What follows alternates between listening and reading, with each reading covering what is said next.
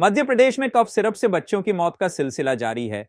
बीते 24 घंटों में 3 और मासूमों ने दम तोड़ दिया। अब तक कुल 20 बच्चों की जान जा चुकी है। छिंदवाड़ा, पांडुरना और बैतूल में यह हादसा हुआ है। कोल्ड्रिफ्ट नाम की सिरप पीने के बाद बच्चों की किडनी फेल हो गई।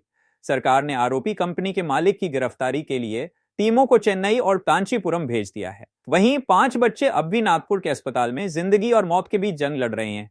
प्रशासन ने मेडिकल स्टोर सील कर दिए हैं और सिरप के सैंपल जांच के लिए भेजे गए हैं।